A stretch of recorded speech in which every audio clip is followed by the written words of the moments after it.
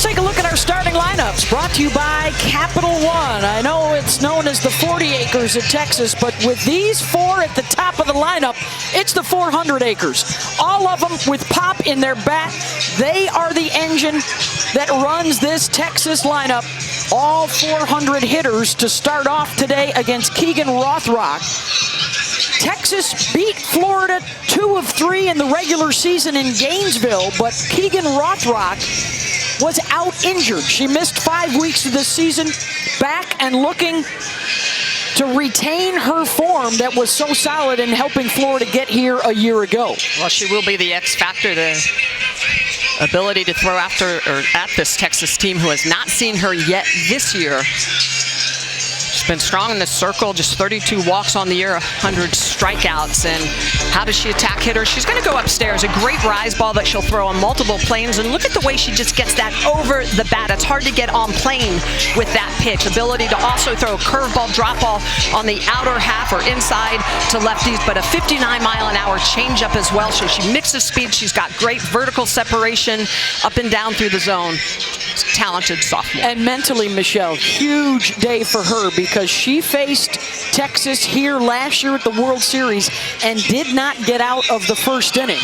It was a run rule victory for Texas en route to the championship series. So big day for Rothrock, and the Gators coming in here as the 3 seed against the 6 seed Texas. And her 4 starts last year. They're kind of lingering right now around the circle because we've got an issue that the grounds crew is working on out at second base. It's sitting a little bit high off the ground, so they're trying to dig out some dirt, get it back in there. Marty Abazetian, Aaron Peterson, Steve Gould, Cameron Ellison, our umpiring crew on this opening day of the Women's College World Series, with SEC versus SEC in Game 1 today, and then also in Game 2 today with Oklahoma and Tennessee. And we're going to get a little bit more now from Holly Rowe on Keegan Rothrock's return from injury. Holly? Well, Keegan Rothrock has had to be resilient this season. She missed over a month of the season between February and March with a right body injury. Now, that's her pitching side. She said she has done a ton of rehab. She's been sleeping in a hyperbaric chamber, been in it a couple of times a week. And look at this. It got off to a slow start when she came back. Her first 9 appearances, 3 and 4. But the last 8, she is rounding back into form. Remember, her ERA last year was only 2.5. She has been a lights-out pitcher for them, but she's just now starting to feel like herself again this season. This will be a big test for her to start this game. Thank you, Holly. Okay, guys, so you've been here before. Let's get this going. Adrenaline's pumping, and now hit the brakes. And you got to wait here a second as you prepare to open up the World Series. I'm surprised they're not throwing the ball around a little bit. I know when I was a pitcher in the circle, I was making sure I was rolling that arm around, getting ready, because you don't know. This could be another 4 or 5 minutes. All I know is right now your heartbeat is out of your skin. And to be honest, this is a benefit, I think, for a hitter, because now you can kind of relax, taking a second, taking a beat, because I'm telling you what, your adrenaline is spiked. This delay, I know, not the best idea, but as a batter, it's like, okay, now I'm going to breathe a bit. Well, let's say hello to the coaches. How about that? Mike White with Texas. It is the Longhorns' 8th World Series. It also is Mike's 8th World Series. 5 at Oregon, and now his 3rd time with the Longhorns, looking for that elusive national championship. And his counterpart, 13th trip for the Gators and head coach Tim Walton. A decade ago, they went back-to-back to win 2 national championships, the last 2 for the SEC. Tim is 8-4 on opening day at the World Series. And 8-3 all time against Mike White in their head-to-head matchups. And we are underway. Opening day here in Oklahoma City, and Ashton Maloney will step in. Her 14 hits during the NCAA tournament, more than anybody else that's here. Ton of speed, ton of short game. She's going to come in, analyze the defense. Really that left side, that's where she works, kind of creating angles with that slap game. Can bunt as well, hit away. .436 batting average. She is a key cog at the top of this lineup. She and Henry really good at getting on base. Scott and Atwood really good at bringing them home. As always, Michelle, that strike zone that they give to the pitcher is going to be critical with all these big bats on both sides. Absolutely, and you're figuring it out in that first inning. Is it going to be high? Is it going to be low? Am I going to get the corners? Almost everything middle away right now to Maloney. She does a great job inside outing the ball. So anything that comes inside half, that's what she wants. So right now they're really trying to work the edges away. Here's the 1-2. Chopped to short, and a good charge by Riley Holtorf. One down. Had some rain overnight. Downpours at times, but you were down on the field earlier, Jess, and everything looks pretty good on the grass. I always worry about the outfield because that's the one thing that doesn't get covered. It's where all the rain from the tarp gets dumped, and it was dry out there, which is good news for the outfield. Expecting capacity crowds again this year here in Oklahoma City, which will also be the site for the Olympic Games in 2028. Here's Caden Henry, the sophomore.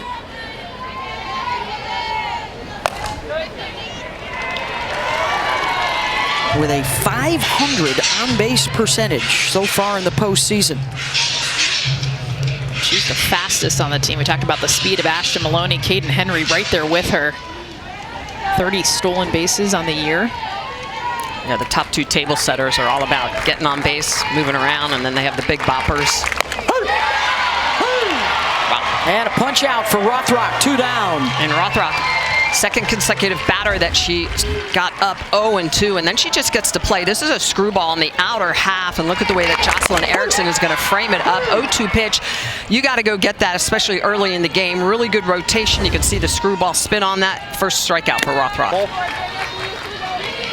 Here comes Mia Scott, playing now in her 3rd World Series with Texas, her 250th career start.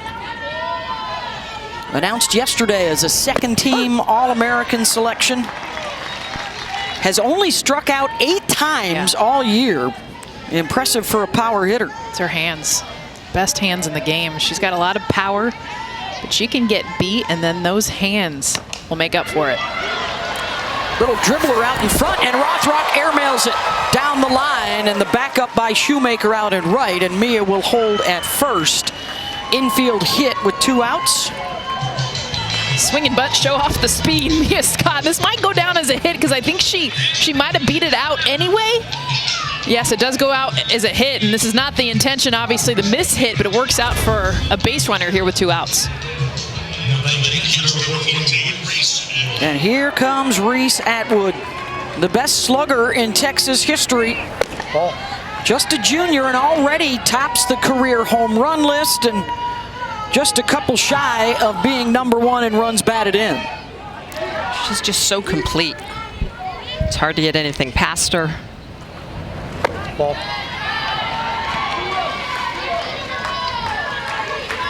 And you know, Jess, sometimes when you have that home run swing, one of the challenges is patience at the plate because opponents are going to try and pitch around you, and she's figured that out too. She talks about celebrating walks, and you see a lot of power hitters. They understand that. They understand pitchers are going to pitch around him. Reese Atwood isn't that hitter. She wants to swing the bat. In fact, they're doing it right now. That last pitch was not a strike. She's battling it off. She wants to hit, and that's been something she's struggled with this year, is taking her walks as well. Foul that back up in our direction. And that's typically where she's so strong, as people try to get underneath her hands, and we have seen her hit the ball a long way on pitches up and inside to Reese Atwood.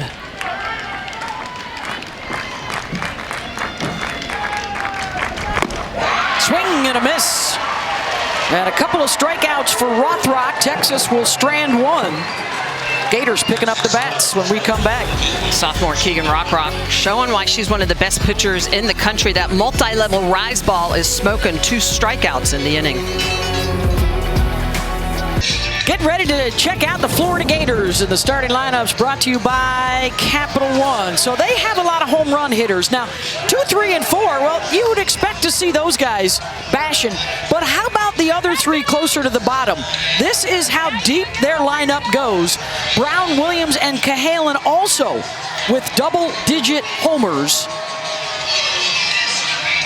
And that's why it is tough sledding for opposing pitchers. Teagan Kavan did beat them twice during the regular season, as they took 2 of 3, and Kavan's pitch device is not working. I think she forgot it. It's missing. That would definitely make it not work. Her nerves may not be working just yet. And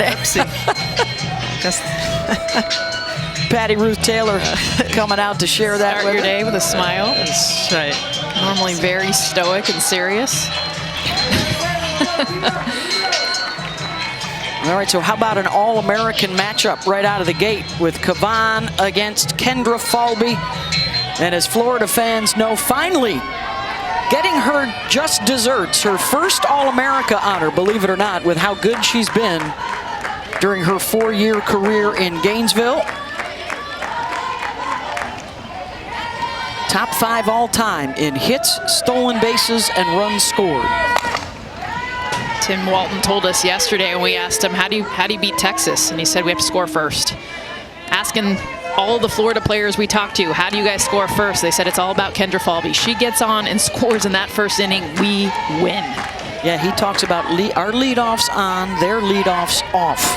Well, they did that in the top half of the inning.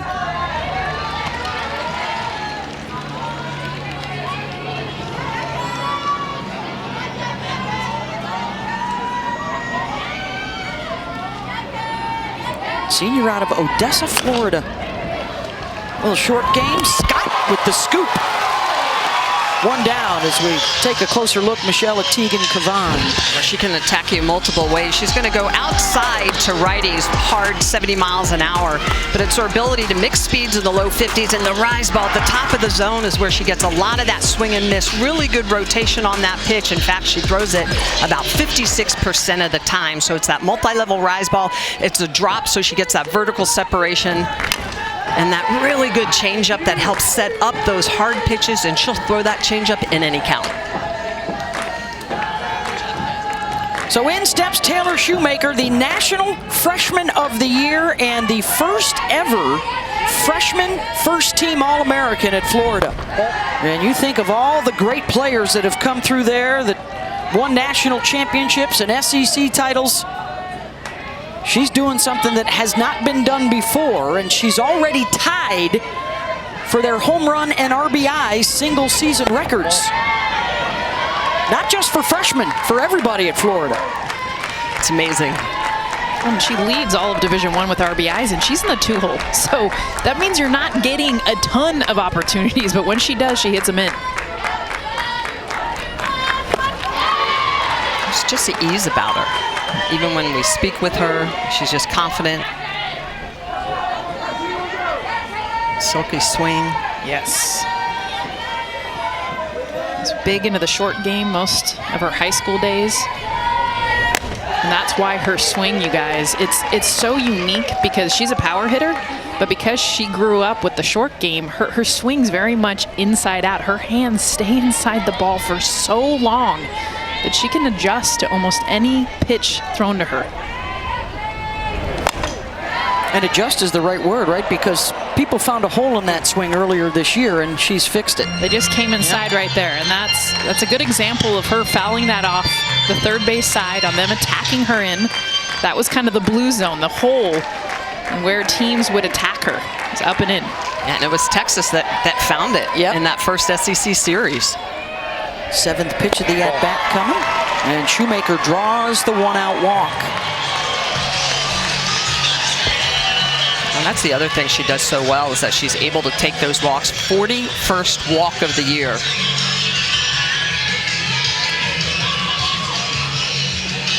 Base runner now for Reagan Walsh.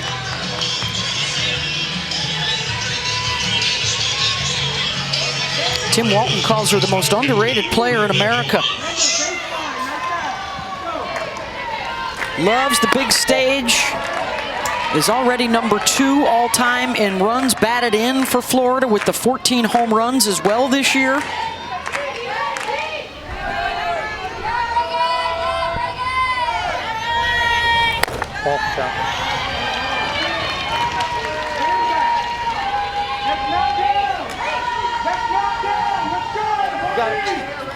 .356 average for her this season with runners on base. And conversation, Atwood wants to talk to Kavan. That last pitch, Reese Atwood was actually set up more middle away, and the pitch ended up in. Doesn't allow Reese to be able to frame it up the way she wants, so some early misses. These two have been a terrific battery now for the last 2 years running. Kavan back-to-back 20-win seasons to start out her career at Texas. I love that hitter's count, and Kavan comes right back with a changeup. A little fast at 58 miles an hour, but that shows the confidence she has in that pitch. And now 3-1.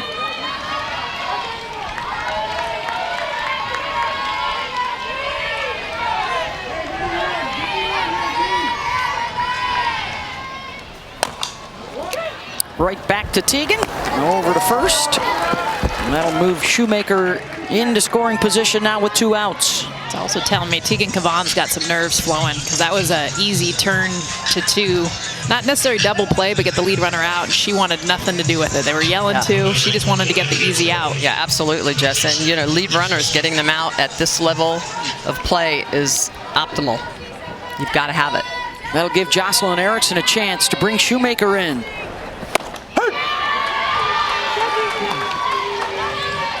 Junior from Phoenix. First team All-American last year. She won some National Player of the Year honors and was terrific here at the World Series for Florida.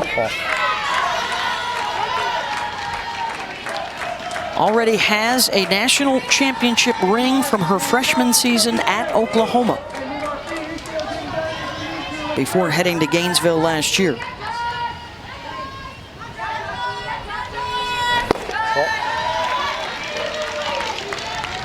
Kavan being very careful.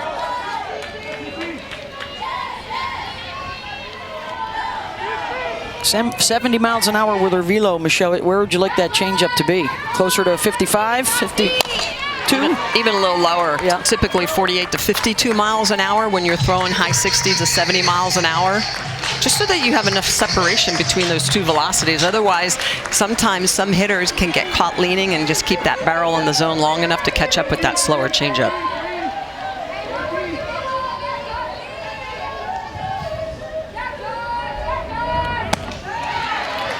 It's another 3-ball count to Erickson, who does have a home run, has driven in 6 so far in the NCAA tournament.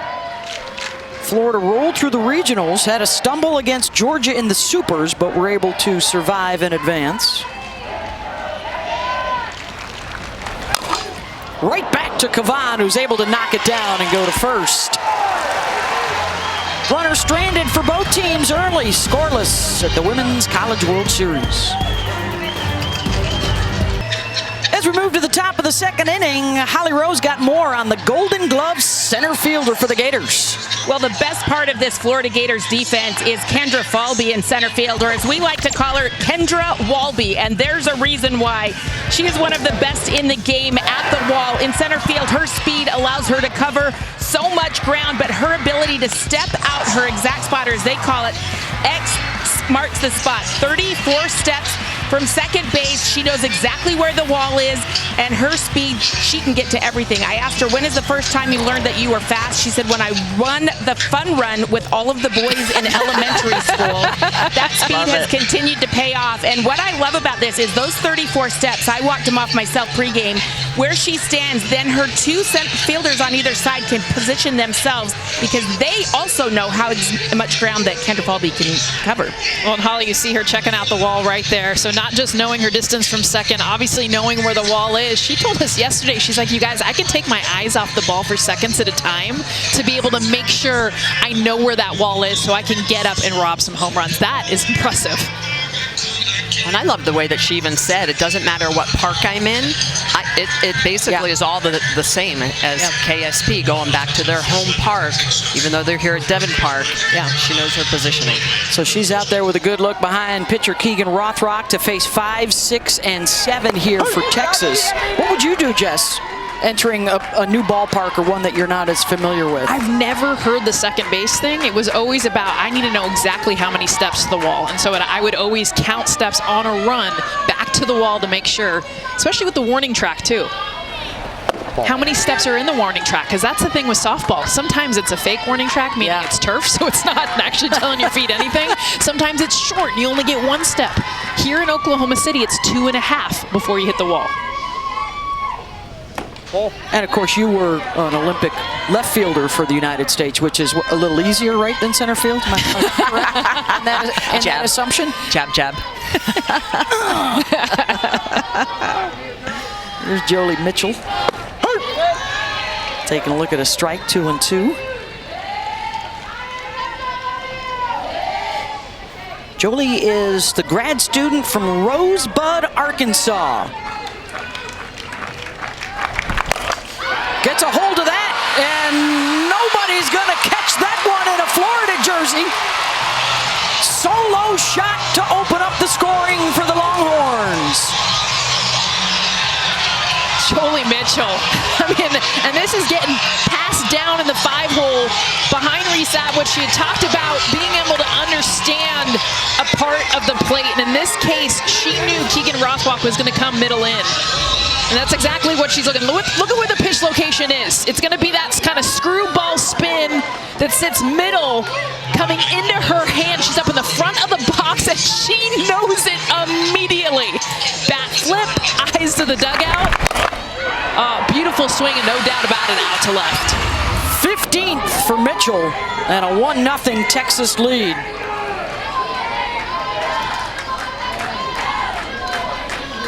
That's a good sign for the Longhorns. 39-2 when they score first this year. And I think it's time for us to toss out one of our favorite stats on opening day. 90% of the national champions in the last 40 years started out by winning game 1. As Stewart gets hit by the pitch. If you lose today, only 4 teams have ever come out of the loser's bracket to win the title. As we go back to that home run swing from Jolie. Well, and this is a 68-mile-an-hour pitch, so a little bit slower, and she's able to get that barrel out. Reacts, you know it. 15th home run of the year. Power through the middle for Texas. 4, 5, and 6 is where they do a lot of damage. Here is Leanne Good coming in, riding a 6-game hitting streak that includes 3 home runs and a batting average north of 500.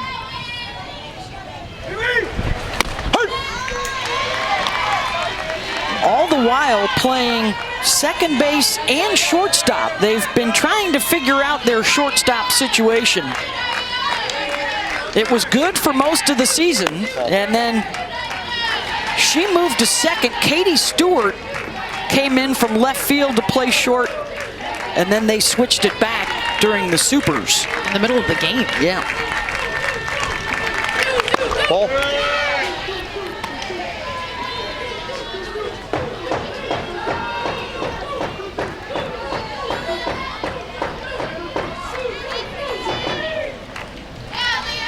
Mike White just staring down Teagan Rothrock, looking at grips. He's a good pitch picker, and already some activity in the Florida bullpen. Olivia Miller there on the left, Kara Hammock on the right. And you can tell that Texas is off. They're looking for arm side pitches. The home run that Mitchell hit, that was her first swing of that at bat. So it was strike, ball, ball, strike. She didn't swing at anything until she got the pitch she wanted. Yeah. She was up in the front of the box, too. And that was a screwball. Good, pops it up right side. And in foul territory, Reagan Walsh has it, 1 down.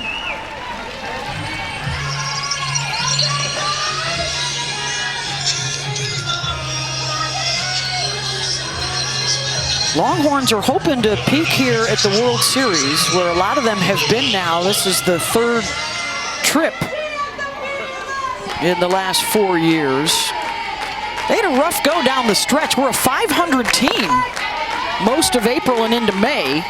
Got smoked by Texas A&M at the SEC tournament, and then really showed good Texas fight in their super regional showdown with Clemson, which was a barn burner in Austin. And they said after that Texas A&M game, they really had to get together and have a meeting. Really work on communication, on a lot of stuff to get back to how they were playing. A time-honored tradition like no other in softball. Folks, get the home run ball. Mom and Dad.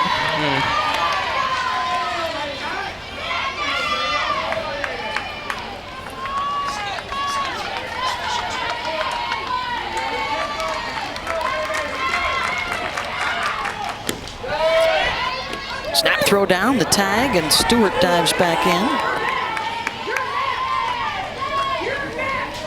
Two of the best catchers in the game in this one.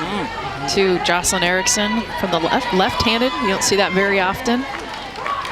Satwood on the other side.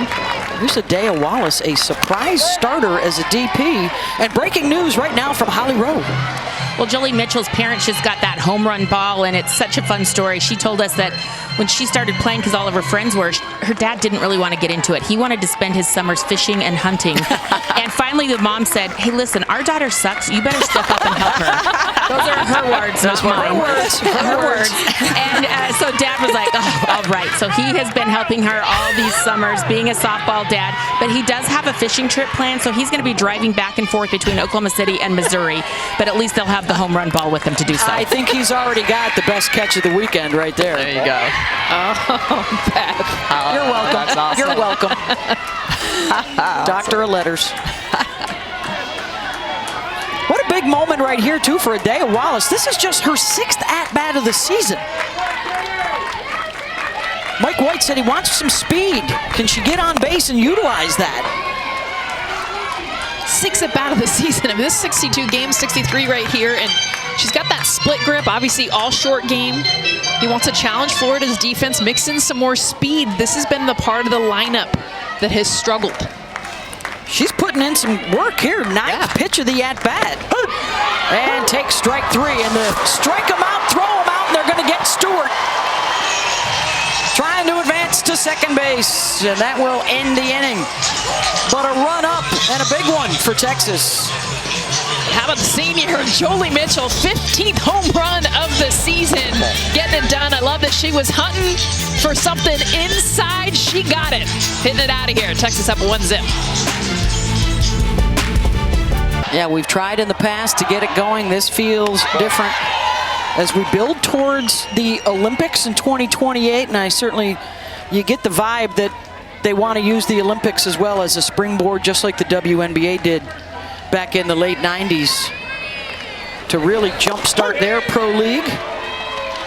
It's time. We need it here in the States. You know, a lot of our best athletes go to Japan. We need some stadiums, right? Yes, we need softball facilities. specific, because we need the dirt and we need the smaller dimensions. Yeah, Oklahoma City has stepped up for the sport of softball. Yeah. We need other communities too. Here's Corby Otis. Mia Scott will cut it off at third. 1 down.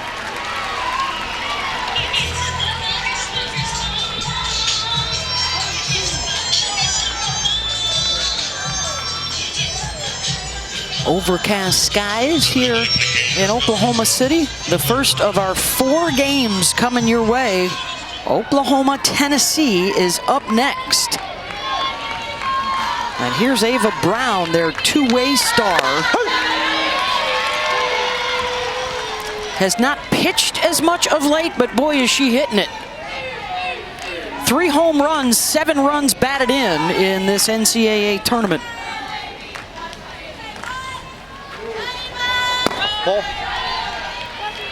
And so far for Teagan Kavan, keeping it low in the zone, Smitty. 4 ground outs as you check out what Ava's been doing the last 10 games. Yeah, and keeping it low in the zone and in the park is going to be important because Brown has been bashing in this postseason. Yeah, she's that multi-tool athlete. She pitches, she can hit, she plays A little bit of defense as well. And trust me, when you're a pitcher, you know other hitting pitchers are getting up. You know you have to be careful. Tim Walton's called her the glue of this team, the glue of their staff. Well, and she really took on the lion's share of the load when Rothrock was out for those 5 to 6 weeks. I mean, Ava Brown stepped up, and Walton, Coach Walton said it yesterday, we would not be here if it wasn't for Ava Brown. Ball down.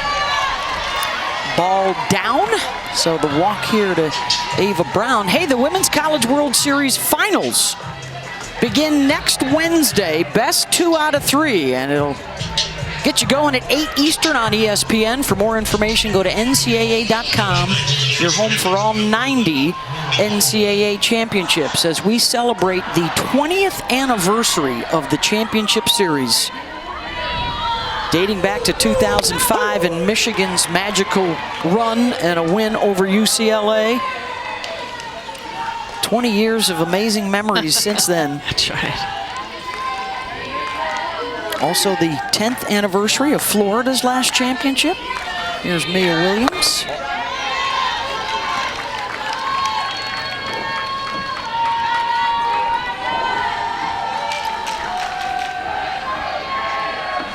Couple of free passes for the Gators. So far has not hurt Kavan. Williams has the ability to change that with one swing. Tried to wait on the off speed. Williams has been so good this year. Her numbers dramatically changed from last year to this year. The 19 home runs, the power numbers off the chart, the batting average, everything. It's the confidence. I mean, she just looks like a different hitter in the box. Smitty, to your point, last season, I mean, that is dramatic. Huge. Just the power. The 6 home runs last year, 19 this year. Right back to Kavan. This time she will try and turn 2. They'll get the lead runner, and that's it. 2 down. And yet another ground ball. Well, Kavana's been really throwing that drop ball a lot against the Gators. Obviously knowing the type of power that this club has, 107 home runs on the year. You want to keep the ball in the park. It's harder to hit that drop ball out than obviously the rise ball. What are you thinking as a hitter like Kenley Cahalan right here? Well, they've been, you can tell, they're looking for the ball.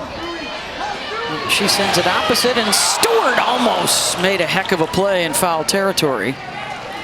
The biggest thing with Florida right now, and a great effort, by the way, Katie Stewart. I mean, her route to this, she kind of comes around this. I think she thinks it's going to be deeper. See how she's going to the wall, then comes in instead of a straight line. Now, granted, we talked about this. She was playing shortstop for a good 2 months of the year. They moved her to left field just this last week.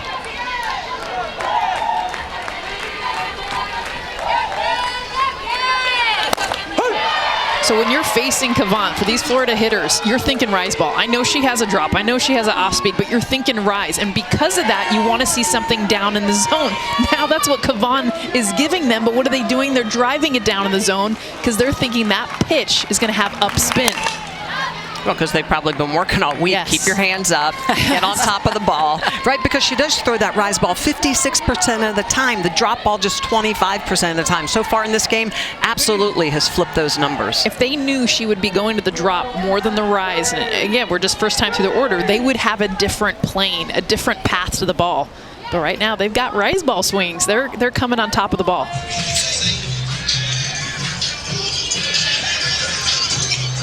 Umpire needs more softballs.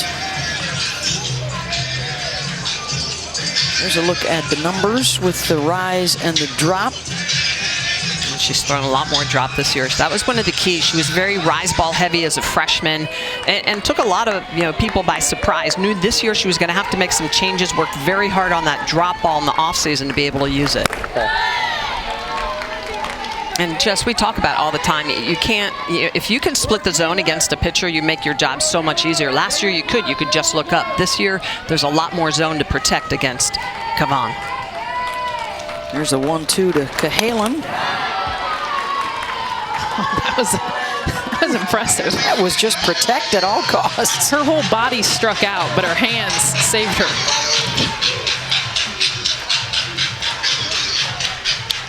Able to foul that thing off at the last possible second. Yeah, and that's that changeup, 59 miles an hour. It probably needs to be a little bit slower. Opposite way, and it'll drop foul.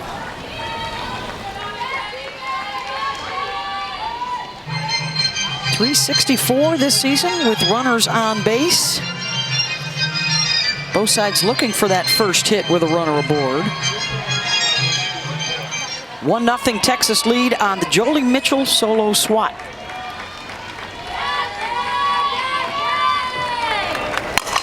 Cahalan rips that out to center, and Henry well positioned. So another free pass stranded on the bases for the Gators at a 1-0 Longhorn lead. Softball is coming back to the Olympics and coming back to the U.S. Look at the Lioness with that mane of hair, Michelle Smith and Jessica Mendoza. Softball fans know that far picture on the right was moments before disaster as Jess took down the catcher at home plate in one of the all-time great collisions. And here we are, collectively, we have 3 gold medals, right, between the 3 of us? Holly Rowe also with us. I got the silver right here. There you go. Favorite memory, favorite moment? Walking on to the Olympic stage for the very first time in 1996, representing the United States. When it was here in the U.S. Absolutely. Very first time softball was in Olympics. Yes. I remember watching that as a kid, being like, oh my God. How about yours? Winning gold in Athens. I mean, I'm a history nerd. So going back to the original Olympic Games and then winning it, that was pretty powerful. Which is why there were tears in the wreath. Yes, yes. Tears of joy. Just not only in LA, but there's a great possibility in 2032 as well in Brisbane. Australia. Yes, correct. Yes, they play some good softball. All right, so we told you moments before disaster struck, and there is the completion. Do we know her name? Do we know her name? Or her country at least? Greece. Okay. Yes, definitely. Okay. Yeah. Greece. Yeah. Yes, Safe?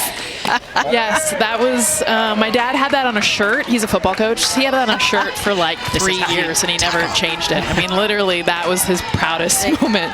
I think they still teach that to college football players.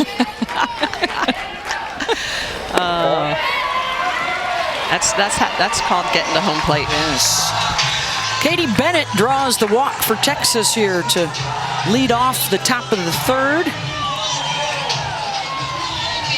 Jolie Mitchell's home run, the only digit up on the board. Stacy Farnsworth. There we go. I knew the interwebs would help us with that. First walk of the game. Who gets the assist on that? Anybody famous? That was just AI. A friend. Just a friend. Top of the order, and Ashton Maloney. Let's see if Texas, with their speed, can do some damage. Walk of the number 9 hitter.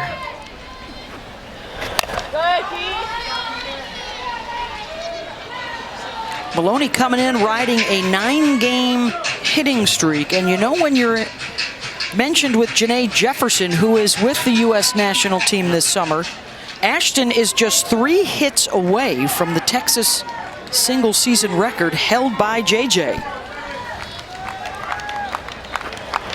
Ball.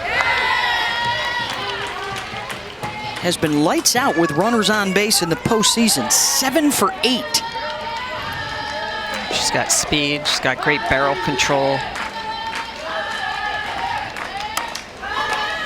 Sends it down the line, and that'll drop in front of Otis.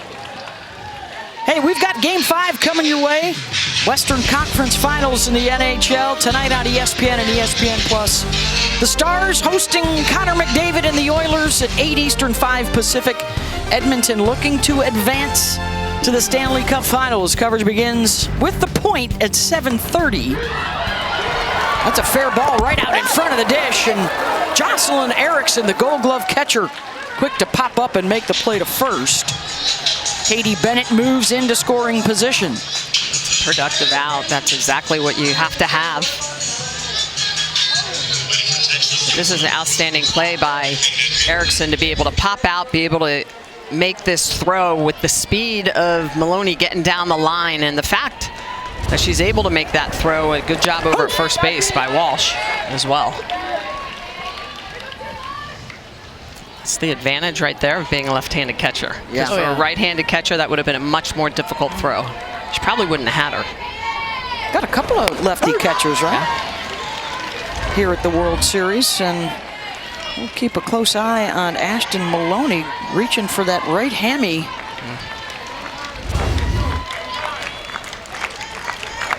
Ball.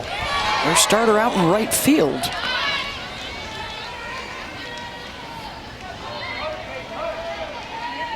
First chance with a runner in scoring position for the Longhorns. Caden Henry struck out looking at a screwballer first time up. Then a slow roller to Kavan. Nice check of the runner. And over to Walsh at first, 2 down.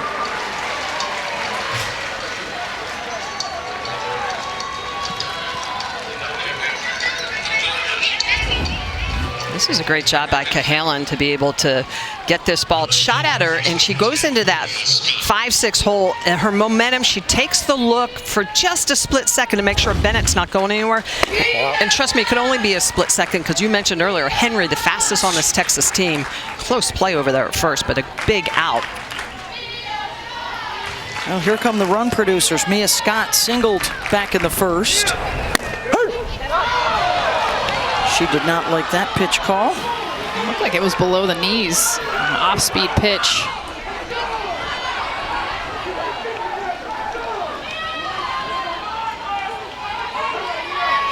She's almost out of the back of the batter's box with that left foot. She's as far back as possible to be able to read pitches.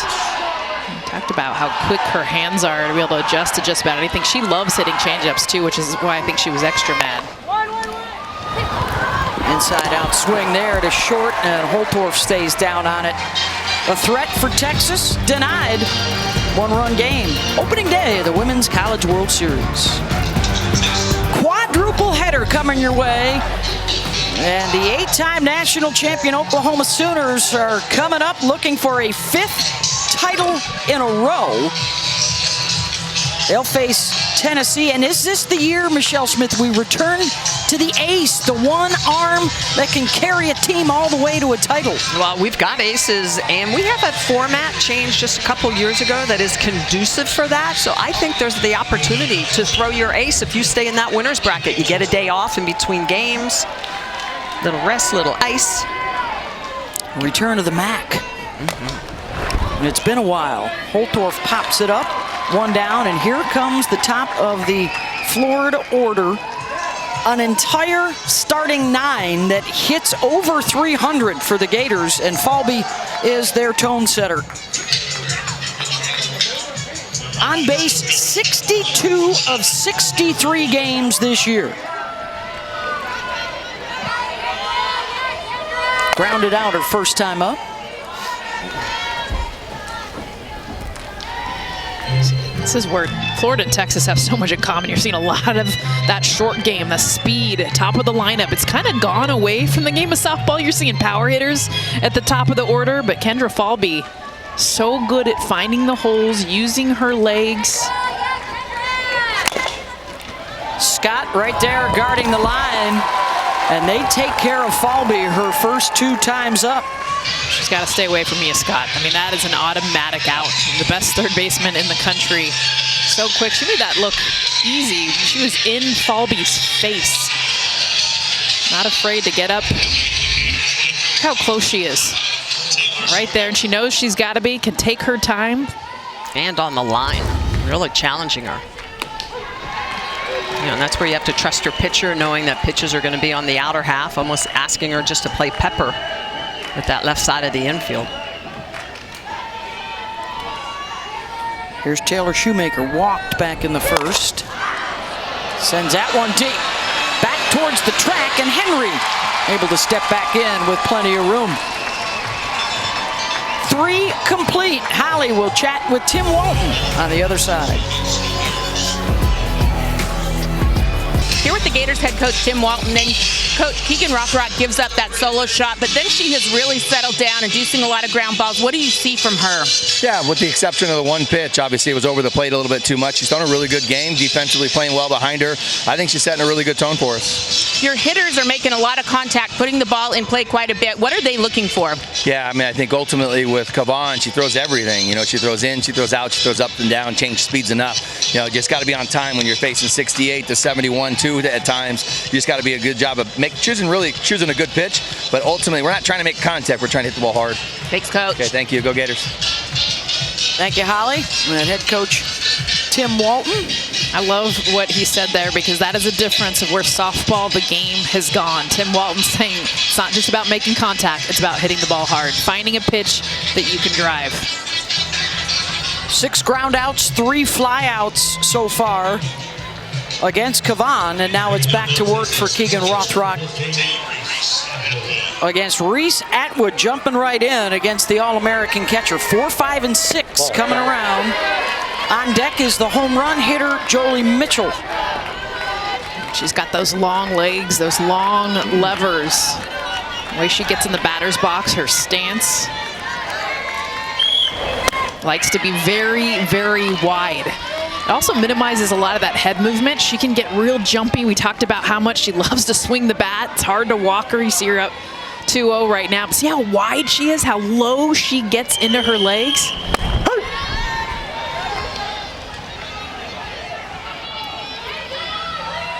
Oh, and that's a miss. That pitch kind of bled back into the zone from outside, coming back into the heart of the plate. Ball in.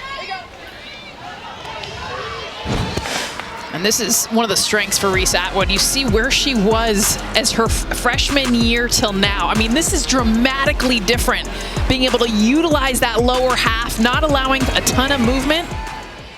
And that's where I give Reese Atwood so much credit. Minimizing that head movement too, using her legs, but also being able to get those walks because of that new stance.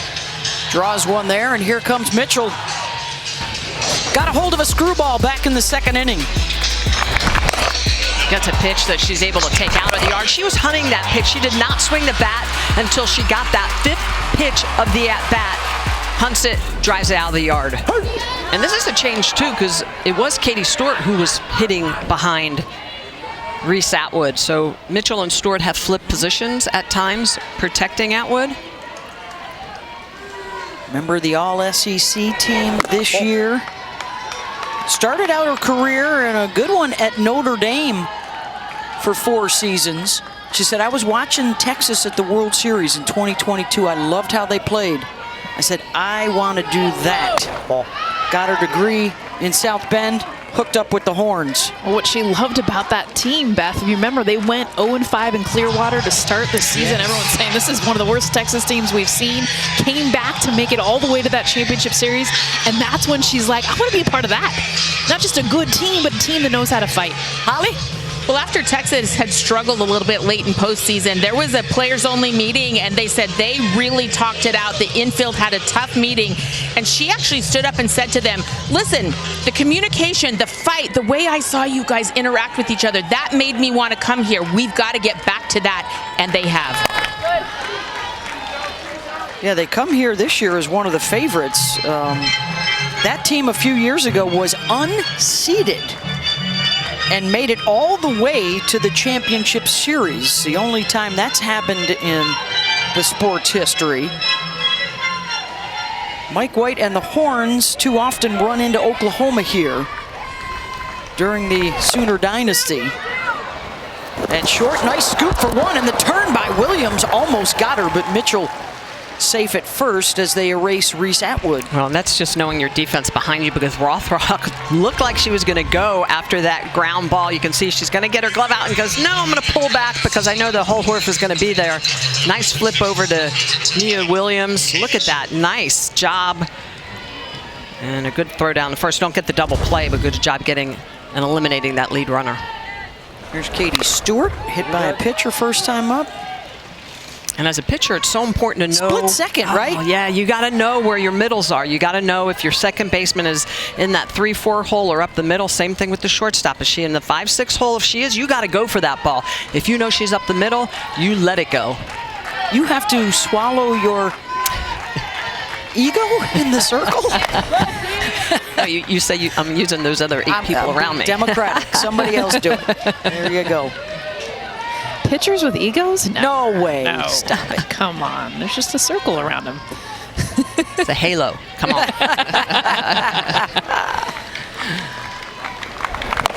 Stewart off the end of the bat. Holtorf over to first. And I'm not sure if she was aware of the out count there. Or did she think she wasn't going to be able to get Mitchell at second? Yeah, to me that reads, I don't know the out count, because this is a double play in my opinion, because Stewart is a right-handed hitter, so this is going to be a slow roller. She has plenty of time to go to Williams, who is sitting there on second base. So I think that's a mental mistake on the defense for Florida. 2 down. Here's Leanne Good. Neither side has mustered a hit with a runner on base yet today. 0 for 12 combined.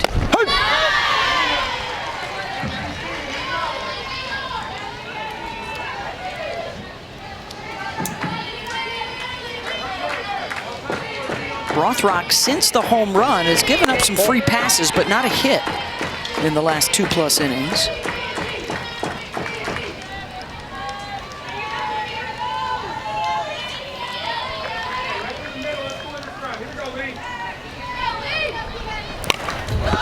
Beautiful look back at Devon Park.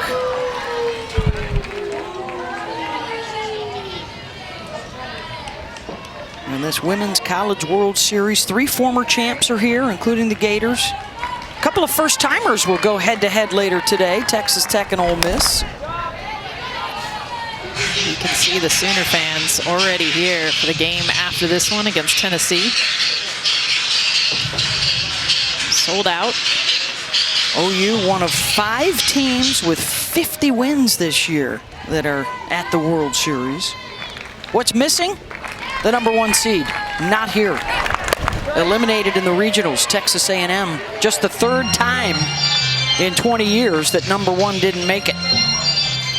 The parity around the sport. Oh. We'll see if it plays out on this field. Yeah, unbelievable. And you know, we talked about it all year long.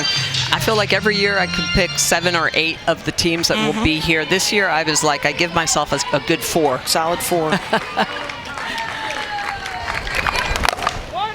Good. Another ground ball to short. Holtorf to third and sliding in safely. It was not a force play. Is Mitchell. So that's another slow developing play that needs to go to first, though. Holtorf needs to A, charge this, but B, there's not a whole lot of opportunity to get the runner in Mitchell going to third. She needs to go to first to get that third out of the inning.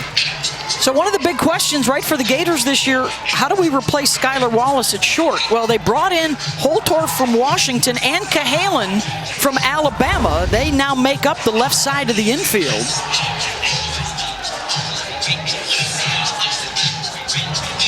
And a big chance here for Texas to add to the lead. Are they staying with Adea Wallace, who got her first start of the season as the designated player? And I think they're going to go to the bench and bring in Victoria Hunter to hit here in the 8th spot. Mike White told us yesterday in our meetings, it's a rotating spot for us, has been all year. We're just looking for quality at-bats out of the designated player. And good time for one right here for Hunter. Adea Wallace was about speed. Victoria Hunter's about slug. She's in this moment to get some RBIs, find a gap, even hit it over the wall. First pitch swing into Williams, and that'll end it. Couple left on. Mike White on the mic with Holly when we come back. 1-0 Texas over Florida, and down to the field with Holly Rowe. Well, Coach, Jolie Mitchell gets a hold of one. What goes through your mind when you see her with a successful at-bat like that? Is it the 7th inning yet? So, but it is what it is. We're after a good lead. Teagan's pitching well right now. They're an explosive offense, but they continue to play good D. So Teagan comes out of the dugout and she's forgotten her pitch comms. Like, looks a little nervous to start. What was going through your mind? You see her and you're like, okay, you got to settle down. Who knows? She's a pitcher. They're special breed. They do what they want to do, and but hopefully she gets her mind together, and she did a good job for us so far. Thank you so much. Thank you. Hook 'em. Mike White himself, a fabulous softball pitcher in his day. Absolutely. Thank you very much, Holly. So they first came to the World Series in 1998. That is the only time they have lost on opening day. 6 straight wins. That's the best record of anybody that's been here at least 5 times. And they have the jump right now on the Gators as we move to the bottom of the 4th. Kavan back out there with her pitch comms in place. And she will go to work against 3, 4, and 5. Second time through the lineup, see what adjustments the Gators make, and then therefore Kavan.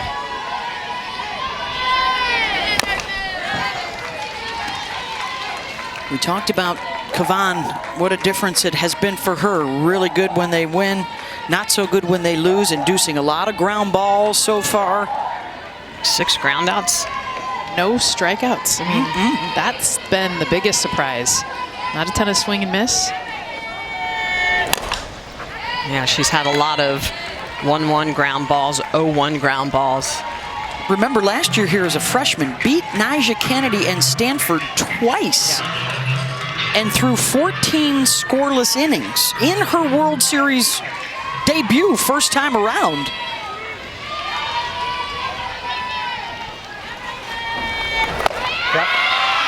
Got Walsh to whiff at that. And there is the first strikeout. She's been using that drop ball really effectively. This one she's going to expand the zone and go on the outer half. That's a curveball that she starts in the river, and it just keeps and continues to run, and Walsh knows that she's not going to be able to catch up to it. Tries to check it but can't. First strikeout of the game for Kavan.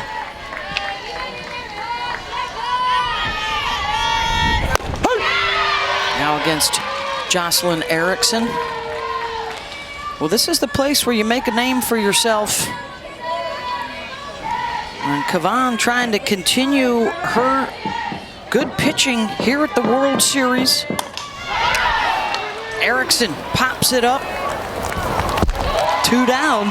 Well, and to your point, Beth, Kavan mechanically just looks more solid. I mean, she went through that rough patch the last couple weeks. She was off balance, she was leaning. We asked Coach about it yesterday, and he said, yeah, she's been working on some stuff, working on those mechanics to stay more upright. You gotta have that good. You throw well this week. You can put to rest everything that's happened in the previous few months. Absolutely.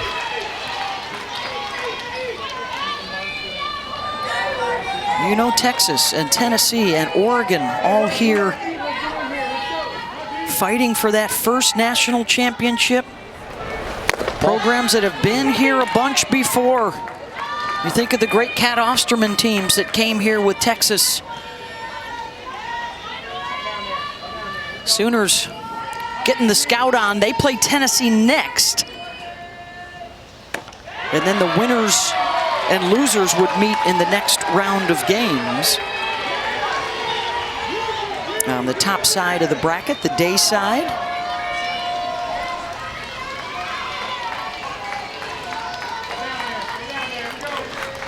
Corby Otis off the glove of Mitchell and trickles out into right.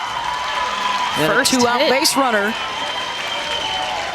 First hit for these Gators, too. This is what Texas has done a great job of keeping them off the bases. And a beautiful job, by the way. 2 strikes. Corby Otis, they just come in her kitchen, by the way. The pitch before jumped off the plate. Now able to battle something away just off the glove of Jolie Mitchell at first. See if Florida can build on it. Ava Brown walked in the second. Ava's one of those hitters that likes to square around and get both eyes on the pitcher before she starts into her swing. Now she's not bunting. Just using it to track the softball. See a few of Florida's hitters do this. Let's go down to Holly Rowe. Well, you saw Corby Otis get that hit for the Gators. We have dubbed her the most interesting person in softball. She has already taken the MCAT. She's going into cardiothoracic surgery, and in her off days last summer, she was taking an internship going in to watch heart surgeries. She's graduated with a 4.0. She's applying to medical schools right now, working on her personal statement, but she's also a competitive go-kart driver. She's a drummer, loves the solo by Metallica. Literally anything that's interesting, she knows how to do it, and she's She said when she was a little girl, her dad would say, the smartest kid wins. So being smart has mattered in her life and her family. I don't know which was cooler, that she's going to be a doctor or that she loves Master of Puppets with Lars Ulrich. Definitely Metallica.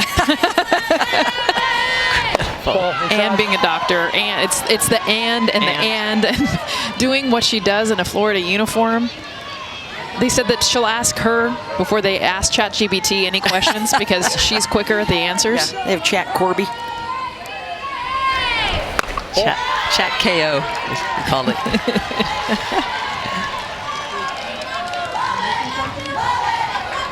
Looking for a breakthrough. Brown would be one you'd circle.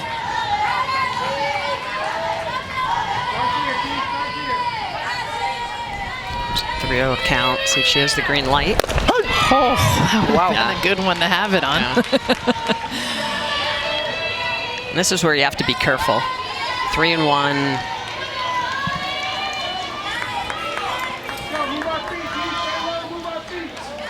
I'd come back with the changeup in this count. Nice pitch. He takes a look at 2 strikes. Kavan throwing that changeup a little harder than normal. That's 58 miles an hour. It's typically in that 54-mile-an-hour zone.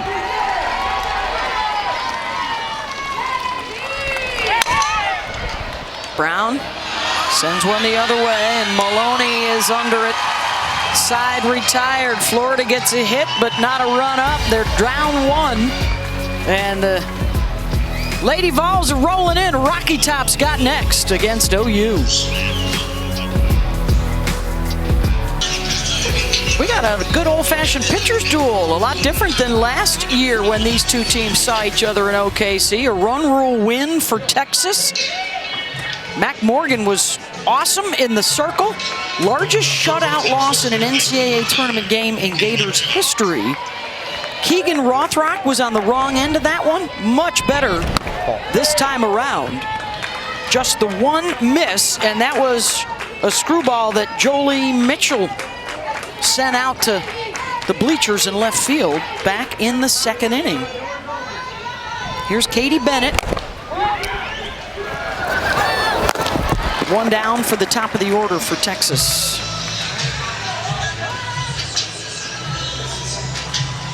The top of the order been very quiet for Texas. We always talk about 1 through 4. Smitty, you talked about it. You open the 400 acres. It's dynamic, but it was Jolie Mitchell in the 5-hole. It's barren thus far. Yeah. Maloney with those 14 hits. Holtorf. Oh. She is struggling here the last couple innings. It's short. The one hopper, Walsh unable to scoop it. Well, and that's what speed does. You know, speed puts you in a position defensively to rush, to hurry up. Speed cannot create there, but it can induce it, and that's exactly what's happening right now. Holtorf is just getting sped up in her mind and therefore physically creating some errors. In fact, that's her 11th of the year. I gave it a hit, but that's an error. Yeah. I'm with you, Smitty. Yeah. Especially on the replay, because you see where the runner is. She would have thrown her out. Never mind, they changed it to an error. And that has been the left side. So that's 21 of the 46 errors on the left side of this Gator infield. And she kind of rolled it. Did you see that? It was deep in her palm, and so she could have had it in the palm, her throwing hand. A flare into foul territory, and Otis down to her backside to make the catch. 2 outs. Just leave it to the outies to clean it up. Hit it out to left field. A great read. And see how straight line. We saw it with Katie Sturt. She went to the wall, tried to come in. Now Corby Otis straight to the ball. Little slide to finish. And now it's Mia Scott. It is a race to see who can get a hit with a runner on base. They are now comboed 0 for 16. For 2 of the best hitting, best scoring teams in the country, it has been Rothrock and Kavan taking charge today.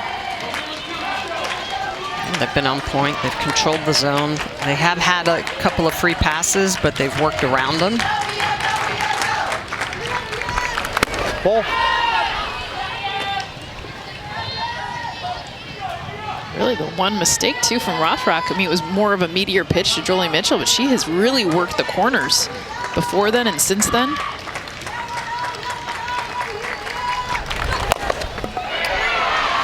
that's lifted out to left and a base hit with a runner on board for Texas and Mia Scott. Batting close to 400 in her 3 trips to the Women's College World Series as a Longhorn. She's also close to that with 2 strikes. I mean, look at where she can just get her hands to a pitch up in the zone, a little bit away. But again, this is her 2-strike swing. She's not even using her legs, just her hands. It's another knock on the day for Mia Scott. And that's a 1-2 count. Probably needs to be a little more competitive pitch. Here's the career RBI leader for the Horns, Reese Atwood. Rothrock catching the inside corner. Big is that home run too for Mitchell, because now you've got to throw to Reese Atwood. A strikeout and a walk for Reese. And a 1-1 count at 71 miles an hour from Rothrock. This is a situation because in this game, Texas is just 1 for 12 with runners on. They're 0 for 4 RISP. Ball. The throw down to Holtoff at short. Not even to the bag at second. Trying to get Maloney to run on release. Savvy back there behind the plate. Swing and a miss. 1-2. No, 2-2. If they come back with the rise ball, that's what they struck her out on in the first inning. Change that eye level. We just saw the changeup down in the zone.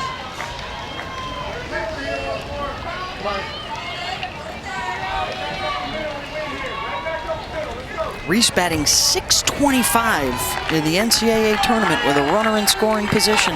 Ball. It did come back. That's a great take. But you saw Reese Atwood call timeout before that pitch, and I think it was an understanding of what was going to come and making sure that you're not swinging at it.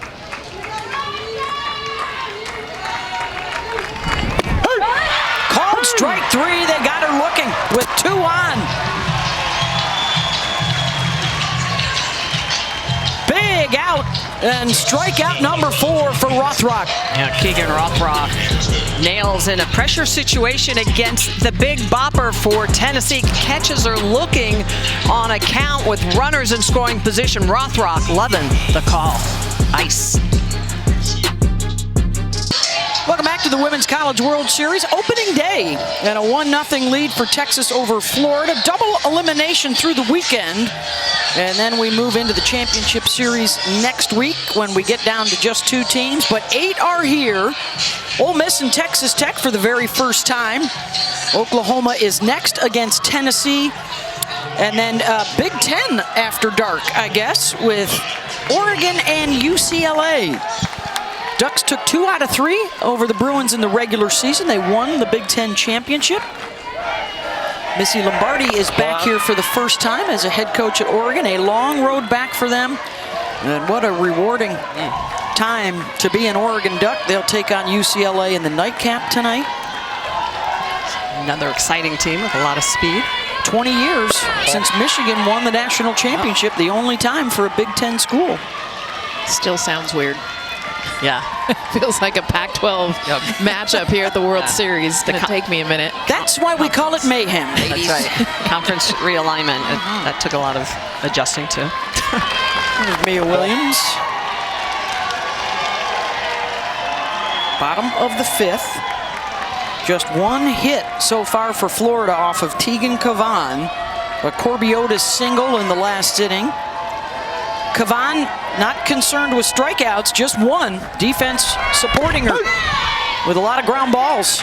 It's been that bottom half of the zone that she's been able to control. A lot of drop balls. Vertical break down. When she's gone up, she's tried to make sure it's out of the zone. Try to get him to chase. Williams does. It backs up. Scott. Long throw across the diamond and a nice play by Mitchell over there. 1 down.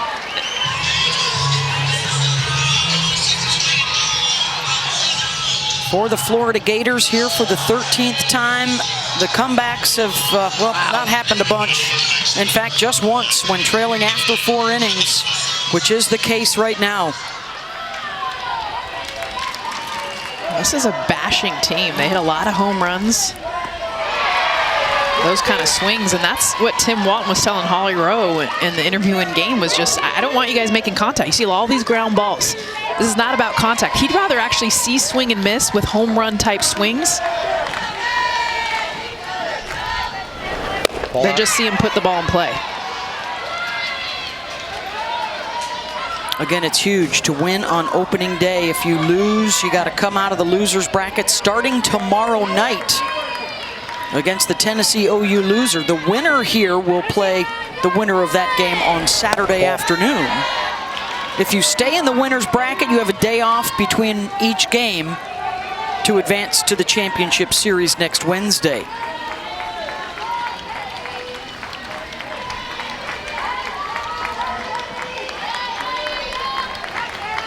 Two-one to Cahalan. Kenley lifts that one out to Ashton Maloney as we send it down to Holly Rowe. Well, stop me if you've heard of a dominant female athlete from Dowling Catholic High School in West Des Moines, Iowa. No, it is not Caitlin Clark. That is where Teagan Kavan grew up, but she actually went to the same high school as Caitlin Clark.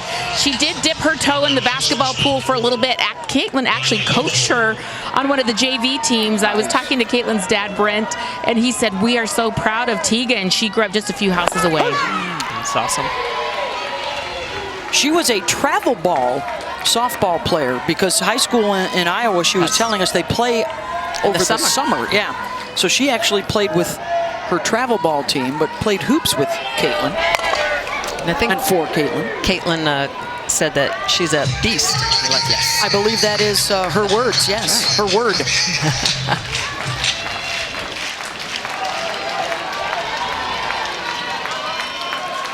So far, that is the case. Here's Holtorf in the 9 spot in the lineup. Looking for her second 1-2-3 inning.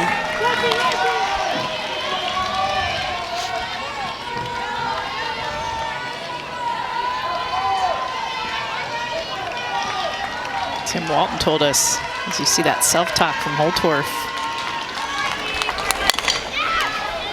Nice backhand by Scott, and it is 1-2-3 for UT. Will 1 be enough? It is so far, through 5. Jolie Mitchell with a little hook 'em on her way home. The solo home run back in the second. The only damage done by either side through 5 innings as we head to the 6th. Opening day at the Women's College World Series. Winner into the winner's bracket Saturday. Loser has to turn around and play again tomorrow night, trying to stave off a 2-and-barbecue trip to the World Series. I'm Beth Mullins along with Michelle Smith, Jessica Mendoza, Holly Rowe, and our cast of hundreds. Thrilled to be with you again here at Devon Park, bringing you all the sights and sounds. Every pitch from start to finish, possibly through next Friday night. Ball. Maybe time for a Game 3 in the Champ Series. What do you guys think? It's been a bit. Feels that way, but been a minute. Definitely feels that way. Yeah. Well, I don't think there were a lot of sweeps this year in any conference series. Shoot, just look at Supers last week. Yes. At the teams taking it to a Game 3, extra innings. Both of these teams needed a Game 3 as Mitchell steps in against Rothrock. Jolie reached on a fielder's choice the second time she came up, and she puts a charge into that one. Falby at the wall, unable to keep it in the yard, and Joley Mitchell with her second stinger of the game.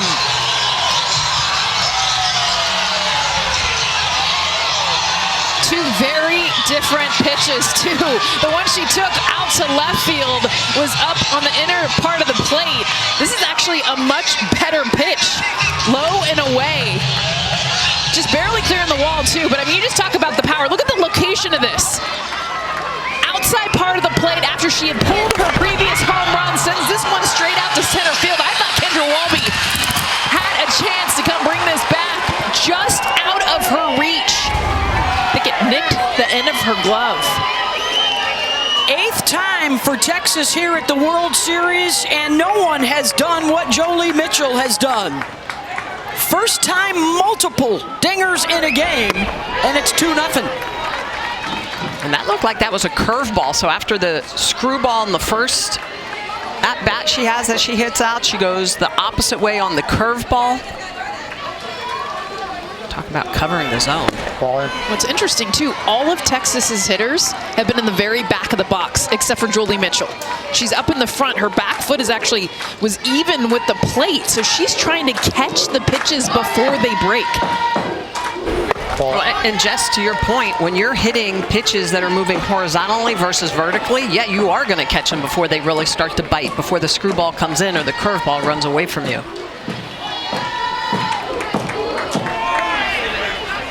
3-1 to Stewart. And that will get out of play. The last time that Jolie Mitchell hit 2 home runs in a game, she was a Golden Domer from her days at Notre Dame.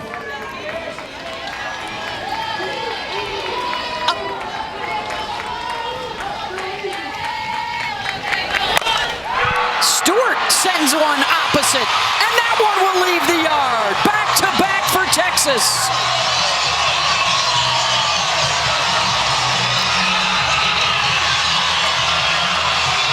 And how about Katie Stewart going the opposite way? Her 16th home run of the year, gets herself an account and gets a pitch at 70 miles an hour that she could just drive out of the yard. 252 feet. Oppo! I mean, give me some Oppo power. This is not easy to do. Curveball outside, and she drives it. You guys, that got out of here when she was 3 steps out of the batter's box.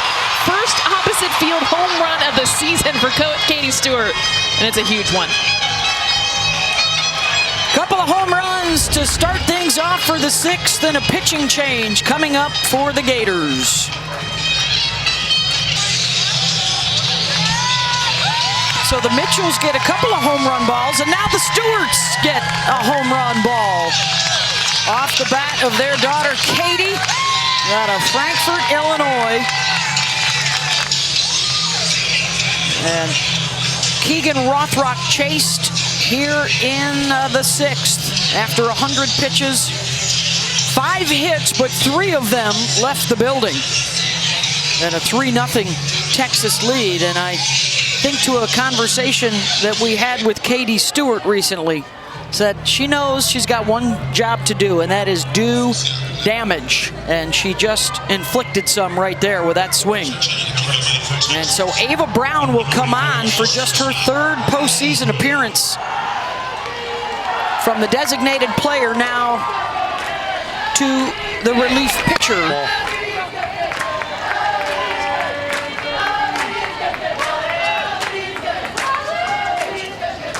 Leanne Good in the 7th spot in the order. Ball. Brown did not throw last week in the Supers, so her couple of innings were in the regional.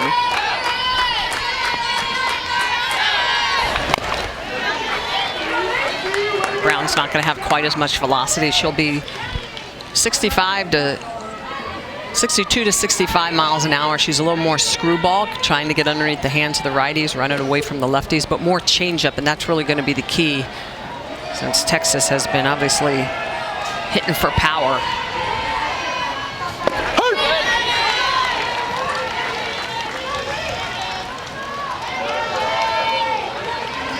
As Holly was reporting earlier in the ballgame, she has been the glue of this pitching staff. And Tim Walton loves how complimentary she is to Rothrock. They are a good 1-2 punch because of their different skill sets. That's right. Rothrock more rise ball. Brown is more screwball, changeup.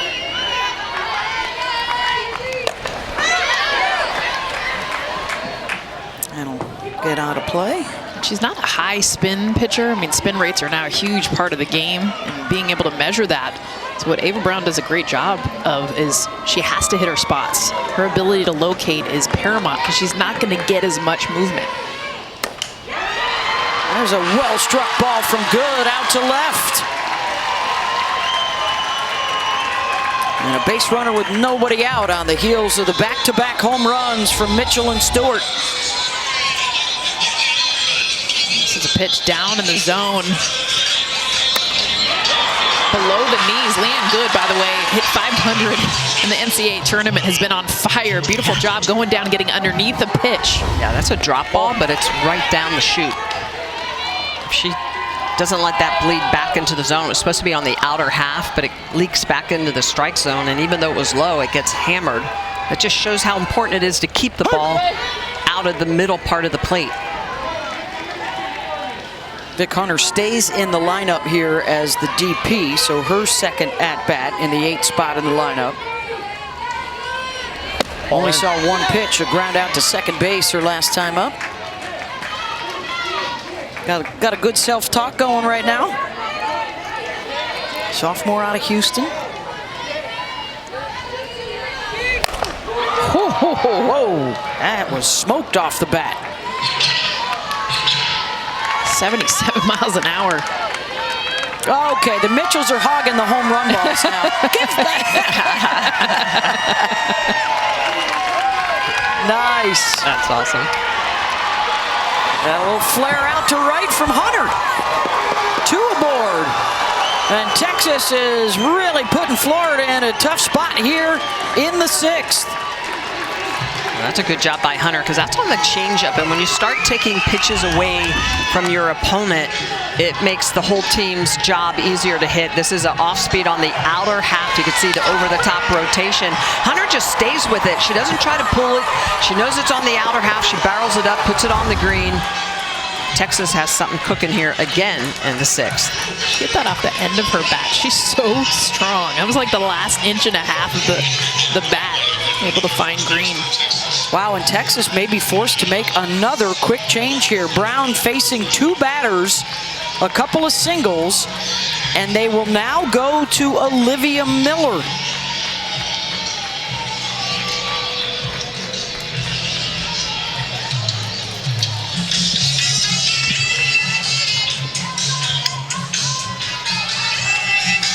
So the 3rd different pitcher of the ball game for the Gators.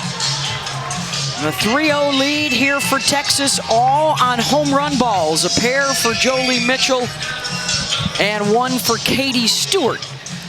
As we welcome you into our broadcast booth here on this opening day of the World Series, Beth Mowens, Olympic gold medalist Jessica Mendoza, Olympic gold medalist Michelle Smith, Holly Rowe is with us as well. Your impression so far of these bats for the Texas Longhorns? I think just understanding what you're hunting and then being able to capitalize. It was quiet for both teams, and especially Texas, and now they're exploding with their offense. Well, and I'm impressed with what Kavana's been able to do, because in the circle she's been really strong. She had those rough patches we talked about earlier in the season, but she has been on point today. She's been very balanced and upright, allowing her to really use her spins, and you have to do that at this level. And without the swing and miss. Yes. I mean, that's the thing. You think Teagan Kavan, you're thinking strikeouts, but she's getting contact and getting outs. And defense. She's had very good defense behind her. Mia Scott has just been iron at third base for her. So when you have that cooking, it really makes your job easier in the circle.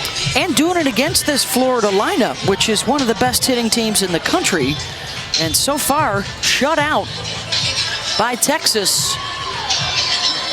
Well, and I like this move by Tim Walton, because he goes to Olivia Miller, who's a lefty, and she's going to have now 4 left-handed hitters in a row in this Texan lineup. So this is a really good matchup for her.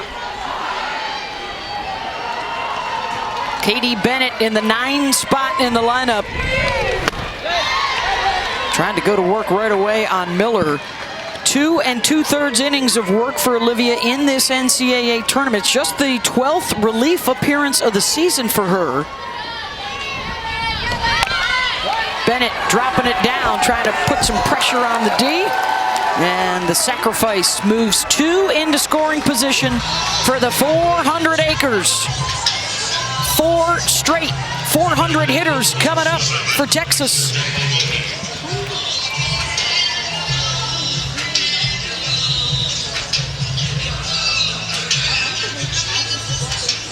Scott, Maloney, Atwood, and Henry in order of batting average. Not the order they're coming up. Maloney will be the first one to step in.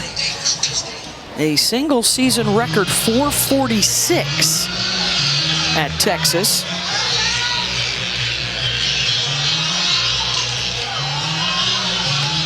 This is just the part of the lineup. You got Maloney and Henry in the 1 and 2 holes that are just speed.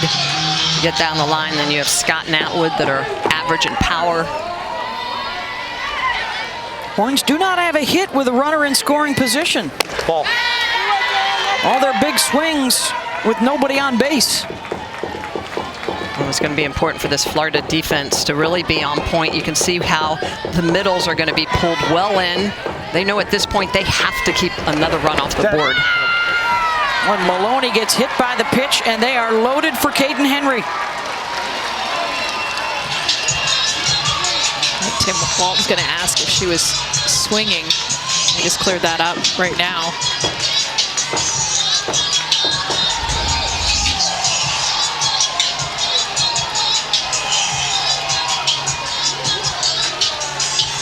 Gets her back arm. You see her start to come around. She does hold it back. Yep.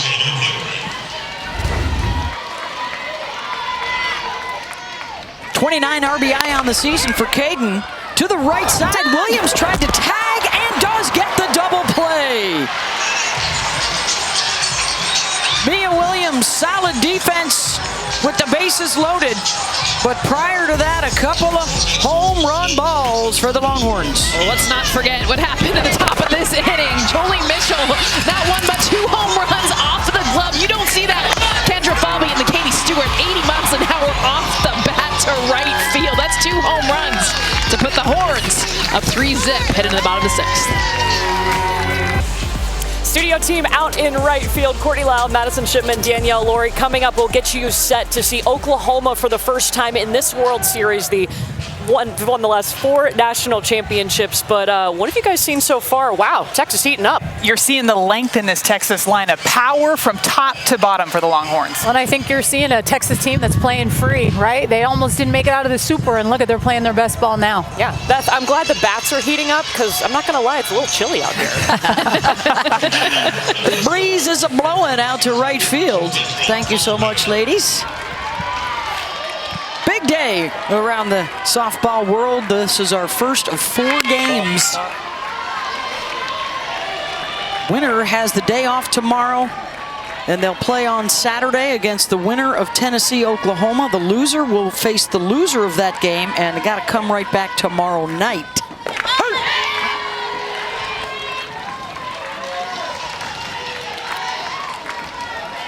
Gators got to go. 6 outs to work with. 3 home runs have put a hurting on them thus far. And here's Falby, and what may be the last time through for the top of the lineup. Yeah, this feels like the game. They have 6 outs to work with, but this is their offense. This has been a bulk of what they've done. Start with All-American Falby right here at the top. She has not reached base once in a game all season, and she's 0 for 2. Has not been aboard yet today. A couple of ground outs to Mia Scott. Scott reaches for it, snags it, and fires the first. And Scott has been perfectly positioned against Falby all day long, and they have pitched to this corner knowing that this is where Falby goes. Look at the way she's going to elevate at the right time. That is a snow cone. Comes down, knows she's got to quickly get rid of it over to Jolie Mitchell. Excellent all the way around by Mia Scott. 3rd time that Falby has grounded out to Scott, and Kavan obviously loving her 3rd baseman. That's against one of the fastest players in the country, and Mia Scott got up in the air, riding on the G5, G5, G5 in your scorebook against Falby. That's the 5th ground out to Mia Scott in this game. Shoemaker, and legs it out, safe at first.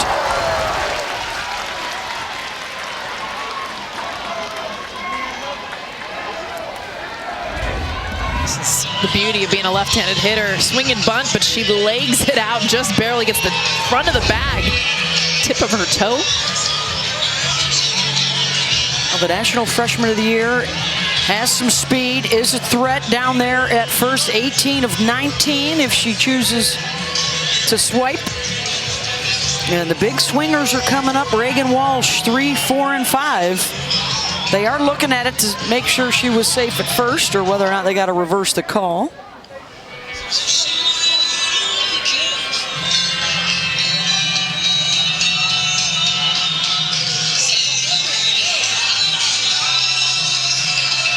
I don't think they're going to do it.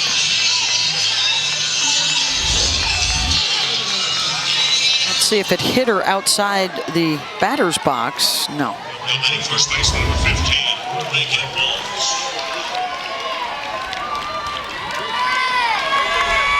Ball. Reagan Walsh, a ground out and a strikeout today for the senior from Redondo Beach, playing with so much confidence.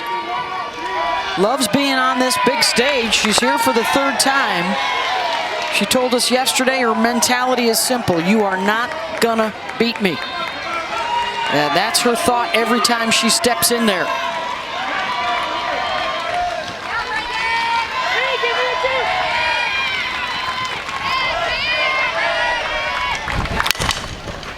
Ground ball to short. They'll get one over to first. Mitchell with the stretch and a double play. All Longhorns so far in all 3 phases and a 3-0 lead. Well, the defense for Texas getting it done for Kavan in the circle. It's going to be good to Bennett, over to Mitchell for that double play. 26th of the year. Kavan loving what the D's doing behind her. So far, plenty to celebrate for Texas. They've got the 3-0 lead heading to the 7th. 42 wins in a row when leading by 3+ runs dating back to 2010. 3 solo home runs, 2 of them off the bat of Jolie Mitchell. And here in the top of the 7th, Mia Scott, Reese Atwood, and then Mitchell to face Olivia Miller, who is the 3rd pitcher of the day for Florida. In the bottom of the 7th, it will be the heart of the Florida order with their last chance. Winner gets the day off tomorrow, plays Saturday. Loser has to turn right around and play tomorrow night. And that's the easiest out that Reagan Walsh will ever record. 1 down.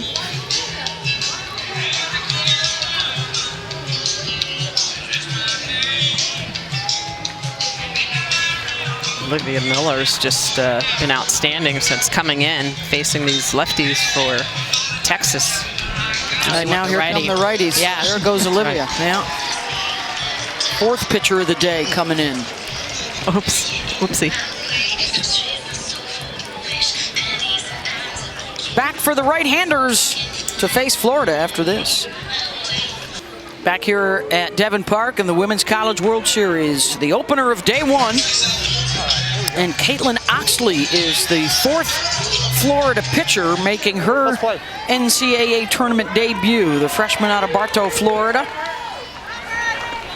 And she'll face Reese Atwood. Big AB here, I would think, for Reese moving forward. She has struck out twice today. Yeah, she has not been reactionary. It looks like she's been guessing, anticipating. Well, how great is it that Texas can have, their best power hitter in the history of the school be cold in this game? 2 strikeouts, and have the hitters behind her pick her up. Infield pop up and unable to track that down is Cahalan.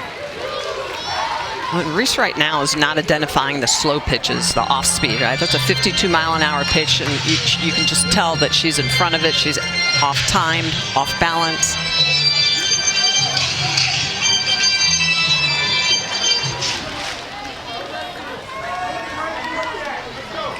Stay here. Down in the dirt. Atwood, during the regular season series, did hit a home run off of Caitlin Oxley. Texas took 2 of 3 in Gainesville in their SEC debut. Hey guys, welcome. Welcome to the team. And now go down to Gainesville and play them. Yeah, that was a tough opening weekend. And they sent a message.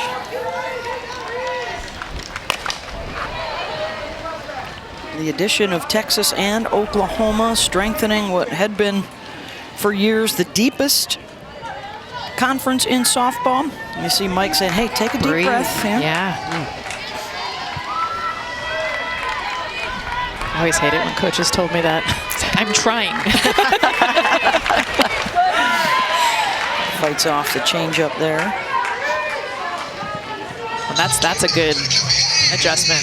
It is. She recognized that one a little bit more, especially off of the rise ball, the pitch before. Yeah, she fouled it off back and to the right instead of being early left side foul.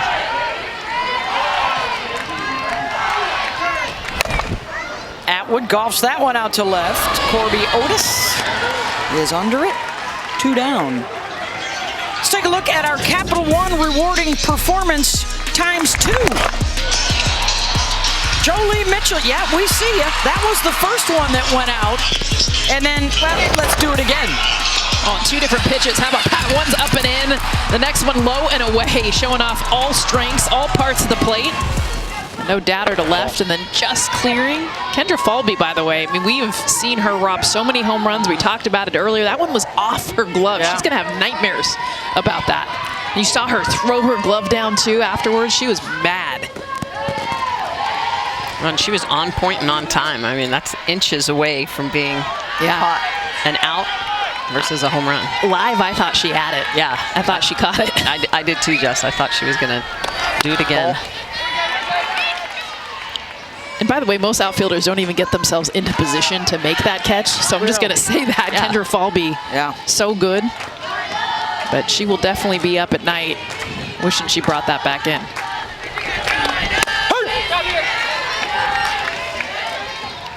Game of inches. Wow.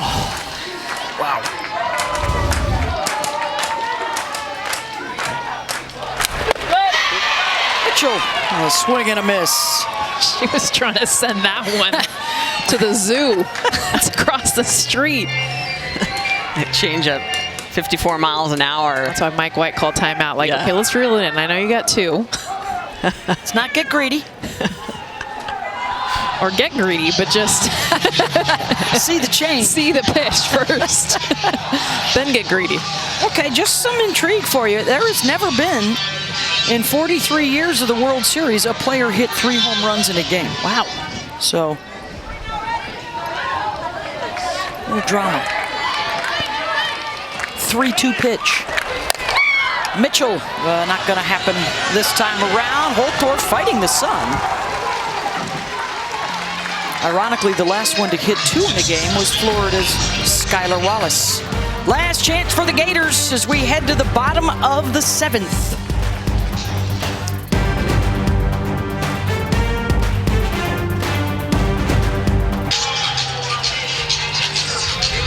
Welcome back to the greatest show on dirt, and last time to pick up the bats for the Florida Gators. Just 2 hits off of Teagan Kavan so far today. That matches their lowest hit total of the season, as Kavan has shut them out through 6. But here come the big Gator bats, 4, 5, and 6, with a chance to tie it or walk it off. First day of our double elimination format. 42 years of playing the Women's College World Series, 90% of the national champions won their first game of the tournament. And only 4 in 4 decades have lost their opener and come all the way through the loser's bracket to win a title. Here's Jossie Erickson. Kavan has done this with just 1 strikeout today.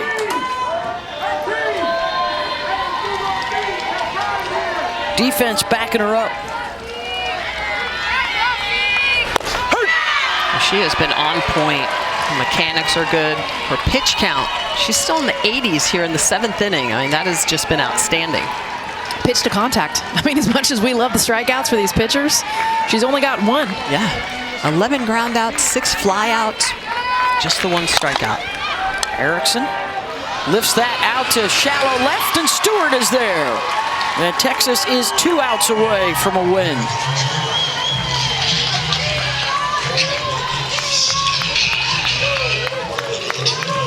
That'll bring up Corbiotis.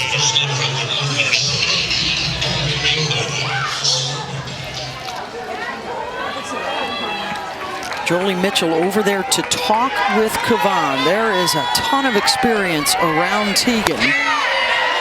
She said that was critical. You know, she has been on a bit of a roller coaster ride late in the season, even in the Super Regionals.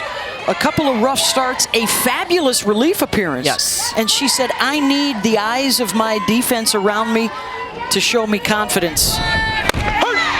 They did it against Clemson. And a ton of support, as Holly reported earlier after their infield meeting. Communication and celebrating each other's success was the most important thing that they had to improve. Well, and not being, you know, really getting outside their comfort zones, not being selfish. I mean, Leanne Good moving back to that shortstop position, Katie Bennett going back to second base, Katie Stewart going back to left field. I mean, changes late in the season. And Kavan herself working on her mechanics to get more in control of her pitches, command and control, to be able to have both of those. Everyone that's been here before will tell you this is the start of a whole new season at the World Series. Whole new ball game. And Texas certainly has a new mentality.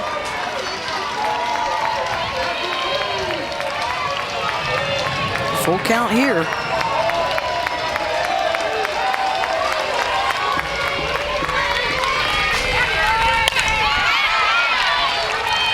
No free passes in the last 4 innings for Teagan.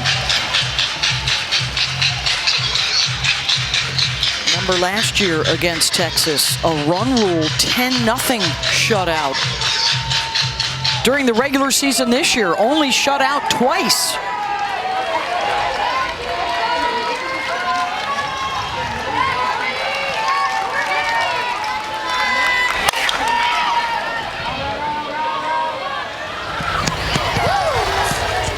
Nice barehanded catch. It's a Tennessee fan. Ready to roll. They got next against Oklahoma. Carlin, Pickens, Sam Landry. Wow. Oh, baby.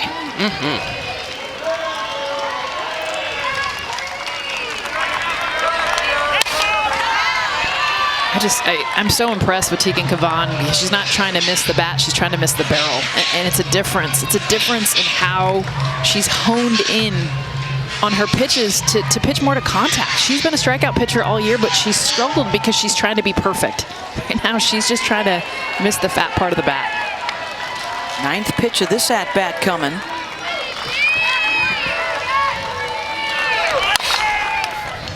Induces another roller. 1 out away for Texas. And it will come down to Ava Brown for Florida.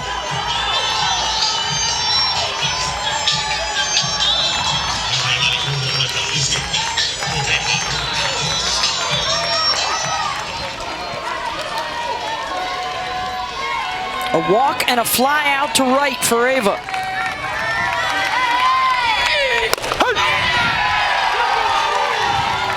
Right over the heart of the plate, 0-1. Still hitting 70 right now, too. I mean, Kavan is feeling it. Yeah, and a little more rise ball here later in the game after being a lot of down earlier in the game.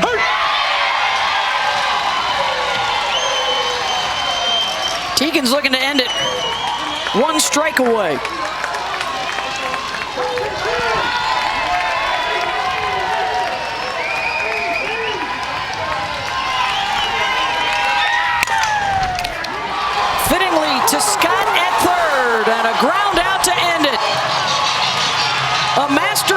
for Teagan Kavan, the 2-hit shutout. And a 2-home run day for Jolie Mitchell. 3-0 Texas. And they advance in the winner's bracket. Florida will have to come back quickly and play tomorrow to stay alive. How great of news for Texas in this offense that it wasn't the top 4. That's who had been doing it all throughout the regular season, but the heroes were Jolie Mitchell and Katie Stewart down in the middle of the order. Yeah, Teagan Kavan, how about rolling 13 ground balls, 7 flyouts, just the 1 strikeout. I mean, just an outstanding afternoon in the circle for Teagan Kavan. Picks up her 25th win of the season. And a big one there to open up the Women's College World Series. So Florida will play tomorrow night. That game has now been moved over to ESPN. They'll face the loser of Tennessee, Oklahoma. The Lady Vols and the Sooners, the winner of that game, will have the day off and then meet Texas Saturday afternoon on ABC. And Holly is down on the field with Jolie Mitchell. Well, Jolie, this wasn't just one. It was 2 home runs, but 2 very different pitches. Take me through the first. It was very up and in. How did you attack that ball? I kind of just was trying to keep my hands up. I was getting a few low pitches, just knowing that she was going to probably attack me inside still. So just staying my body up towards the middle and just attacking each pitch. The second home run is low and outside. Totally different swing, same result. What happened there? Honestly, I kind of just threw my hands at it. I knew that I was going to put a lot of effort into it, and if I get a little bit of it, they're going to go. So just trusting myself to go that direction. We noticed a lot of your teammates are way back in the box waiting to see on her speed, but you're up front. Why were you in that position today? I'm always up in the front of the box just so I can catch the ball before it breaks. I trust myself on timing and just making sure that I'm going at her. It's just me and the pitcher, so if I just make contact with the ball, I'm going to do good things. A win on day 1, what kind of enthusiasm is that in the dugout? That's huge. We were loud the whole time, and we had to get them in the middle of the game a little bit, saying, hey, we can hear you on defense, but we need you a little bit louder. We had a little bit of low energy in the middle, but we did a really great job. Everybody was keeping each other up, and we're just going to get our day off and continue to come back on Saturday. All right. Thank you so much. Thank you. Hook 'em. Jolie Mitchell. Her dad, Skip, going to have to delay that fishing trip and hang around to celebrate a 2-home run day for his daughter. Still to come, Tennessee and Oklahoma, as we get you over to Courtney, Madison, Danielle.